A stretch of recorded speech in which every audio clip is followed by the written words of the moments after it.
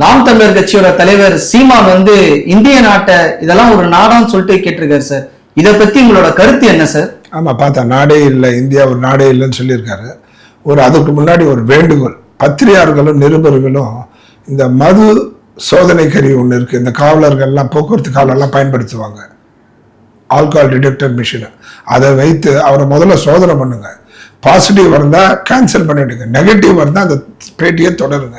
போதையில் சர்வகாலம் நாட்டுப்பற்று இல்லாத ஒரு பேச்சை நம்ம எப்படி அங்கீகரிக்க முடியும்? அவர் என்ன சொல்றாரு, இந்தியா ஒரு நாடே இல்லை, அனைத்து மாநிலங்களும் கூட்டமைப்புன்னு ஒரு புதுசாக கண்டுபிடிச்சிருக்காரு.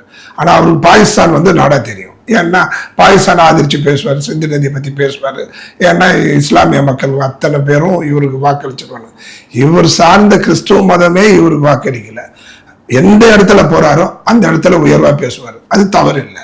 ஆனா எதிர்த்தரப்புல இருக்கவங்கள மட்டம் தட்டி பேசுவார். இது எந்த விதத்திலும் ஏற்புடையதல்ல. அவர் கேட்கிறாரு, எவ்வளவு அறிவிச்சு பாருங்க.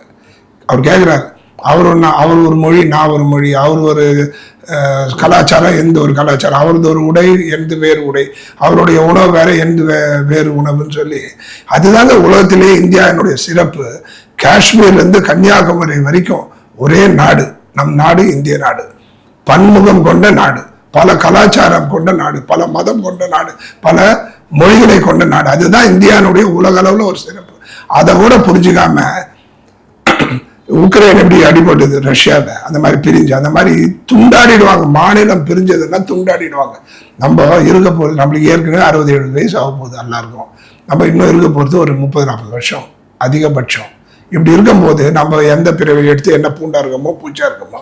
ஆனா இளைஞர்களை தவறா வழிநடத்தக்கூடாது. ஏன் வழி நடத்தக்கூடாதுன்னா, நாட்டுப்பற்றே இல்லாத அவர் ஒரே 2 பற்று இருக்கு, ஒன்று பணப்பற்று, ஒன்று பெண் பற்று. இந்த 2 பற்று தவிர எந்த பற்று கிடையாது.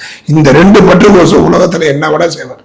தேசப்பற்றை முறிக்கிறது வந்து எவ்வளவு பெரிய அயோக்கியத்தனம் சார். தயவு செஞ்சு புரிஞ்சுக்கோங்க.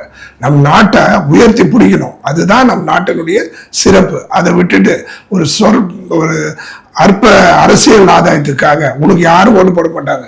கடந்த காலத்தில் வாங்க 8% கூட இந்த வருகின்ற 2026 பெரிய அளவில் உங்களுக்கு ஓட்டு. ஏன்னா உங்களுக்கு வேலை செய்யறதுக்கு ஆள் இல்லை. மாவட்டத்தோடு எல்லாரும் பிரிஞ்சு போயிட்டாங்க.